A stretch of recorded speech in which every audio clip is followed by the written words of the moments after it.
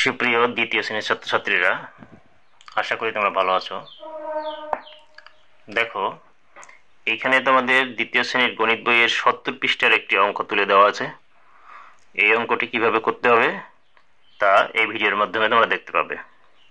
তোমরা দেখো, এখানে 70 পৃষ্ঠার 1 নম্বর যে অঙ্কটি দেখো, একটি বিদ্যালয়ে 625 জন শিক্ষার্থী ছিল।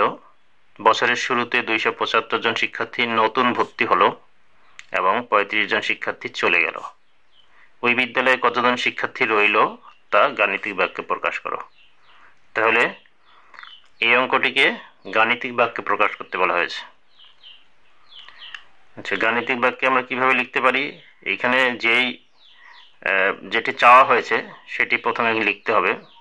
ওই বিদ্যালয়ে কতজন শিক্ষার্থী রইল, তাহলে হচ্ছে আমরা লিখতে পারি এইভাবে,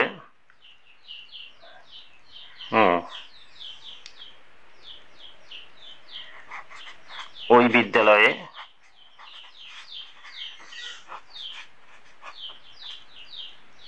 শিক্ষার্থী রইল।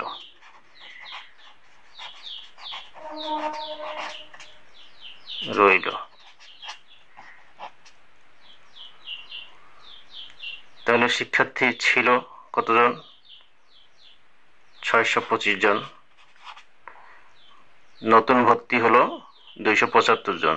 তাহলে যদি ভর্তি হয় তাহলে শিক্ষার্থী সেখানে আসলো। শিক্ষার্থী যদি আসে তাহলে সেখানে শিক্ষার্থী যোগ হলো। তাহলে সেটিকে আমাদেরকে যোগ করতে হবে 275, এবং 35 জন আবার চলে গেল। তাহলে যেটি চলে গিয়েছে সেটি হচ্ছে বিয়োগ করতে হবে। এইটি হচ্ছে তোমাদের গাণিতিক বাক্য। এখন এই গাণিতিক বাক্যকে যদি আমরা সমাধান করি তাহলে হচ্ছে আমাদেরকে যেটি করতে হবে সেটি হচ্ছে যে প্রথমে এই বাম পাশের যোগগুলো করে নিতে হবে। 5 আর 5 হচ্ছে 10 এর শূন্য হাতে থাকবে 1, এবার হচ্ছে 2 আর 7 9, আর হাতে রেখে হচ্ছে 10, আবার 1, 6 আর 2 8, 8 আর রেখে হচ্ছে 9। এই মোট হচ্ছে 900 জন শিক্ষার্থী। এখান থেকে 35 জন চলে যাবে। তাহলে হলো, এখানে শূন্য আছে, এখানে 5 আছে, তাহলে 0 থেকে 5 বিয়োগ করলে আমরা 0 থেকে 5 বিয়োগ যায় না, 10 ধরবো। 10 থেকে 5 বিয়োগ করলে 5 হয়। 10 ধরার কারণে এখানে 4 হবে, তাহলে আবার 10 থেকে 4 বিয়োগ করলে হচ্ছে 6, এবং 10 ধরার কারণে এখানে 1 আসবে, 9 থেকে 1 বিয়োগ করলে হচ্ছে 8। সুতরাং 865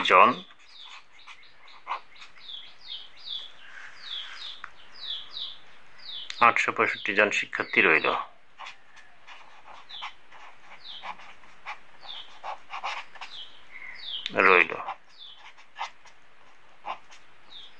শিক্ষার্থীরা, এখানে একটা বিষয় লক্ষণীয়।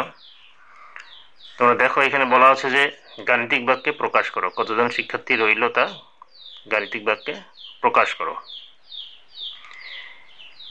এখানে শুধুমাত্র গাণিতিক বাক্য প্রকাশ করতে বলা হয়েছে, সমাধান করতে বলা হয়নি। যদি তোমাদেরকে বলে যে গাণিতিক বাক্য প্রকাশ করে সমাধান করো, তাহলে নিচের অংশটুকু করতে হবে।